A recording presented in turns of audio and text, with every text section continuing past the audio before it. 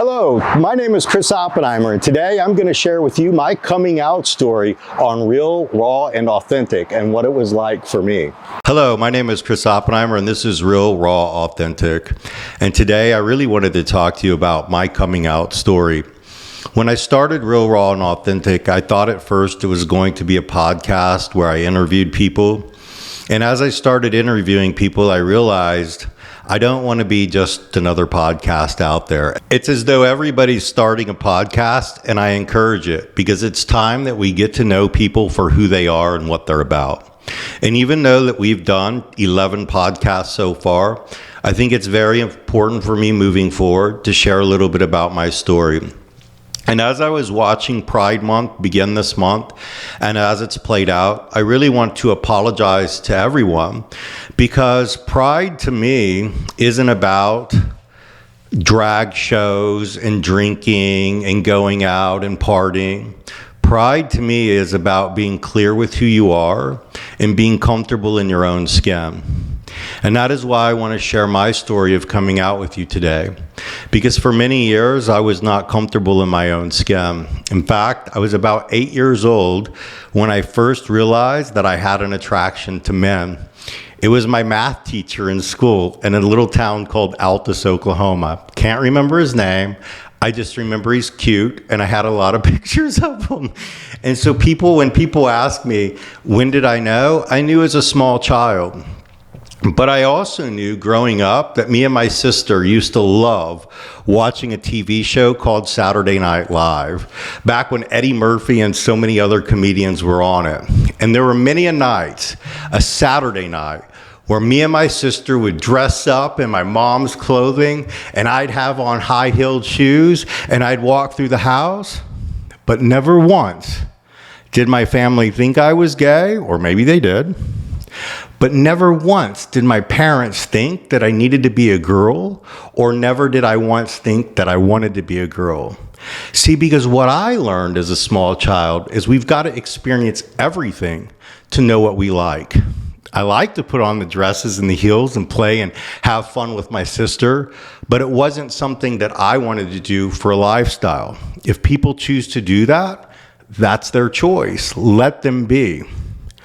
But I believe it's very important for every single person to know who they are and make experiences. So growing up as a child and having those experiences, I knew the direction I was going, but I was afraid to come out.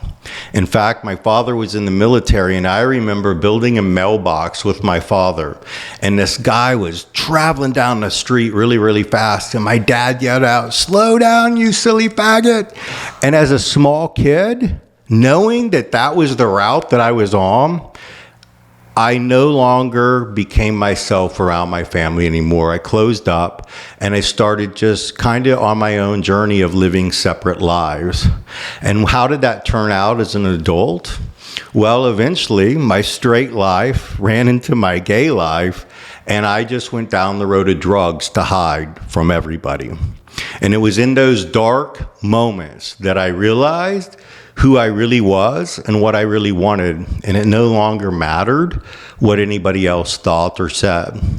Later in life, my dad had conversations not only about that mailbox, but about the conversation when he got mad and yelled at that person driving fast down the street. See, it's little words that we say that affect people for a lifetime. I chose to hide my being gay, my being proud, by being on drugs, which led to a horrible meth addiction, and I almost even lost my life. And then for many years, I even played the bi card. I like men and I like women. And I want to share a statistic with you that most people don't know. HIV is spread more nowadays between men and women than it is between two men. And so that lets me know that there are a lot of men that were in the same position that I am. I was married to a woman before. I had 2 stepkids. I got divorced because I knew that wasn't the right life for me.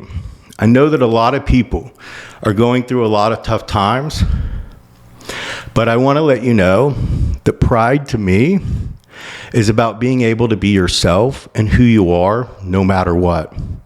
And so as we go through this pride, celebrate, have fun, enjoy your freedom, but do not push your beliefs on another human being. Less than 2% of our population is actually gay, but we're cramming that down 98% of people's throats.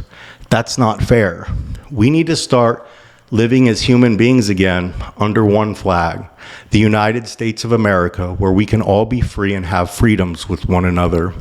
I only hope as we go into the July 4th holiday that we have as much pride for that, have as much fun, have as many shows, have as many drag shows, have as much freedom as we want on that day for all of America, because that's what America is to me.